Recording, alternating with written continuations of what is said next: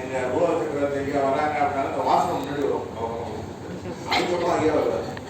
ஐயா வந்து போனாருனாக்கா அந்த ரூம் ஃபுல்லாவே அந்த வாசனை வரும். அவர் இருக்கக்கூடிய இடத்துல தமிழ் மனமும் கவரும், இலக்கண மனமும் கவரும். அவருடைய புதல்வர் இவரு நானும் ஒன்னா படிச்சிடணும். ஆனா இவருடைய மனைவிதான் அவங்கிறது அவங்க சொல்ல எனக்கு தெரியும். அதோட இவர் ஆக்சுவலா இந்த வயசுல எப்படி இருக்குமோ அப்படியே இருக்கிறார். எந்த ஒரு செயற்கை நான் கொஞ்சம் செயற்கையோட இருக்கிறதுனால இயற்கைக்கு மாறி இருக்கேன். இயற்கையோட கொஞ்சம் மாறி இருக்கு.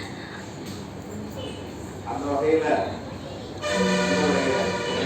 சகோதரி அம்மையார் அவர்கள் இங்கதான் இருக்காங்க, இந்த வழியதான் போறாங்க வராங்கிறது அவங்க சொல்லிதான் எனக்கே தெரியுது. அதனால இது வந்து அவங்களுடைய மலாலயம், இது அவங்களுடைய மலாலயம், என்னோட நண்பருடைய மலாலயம். நான் வந்து சும்மா எப்படியாவது வரணும்.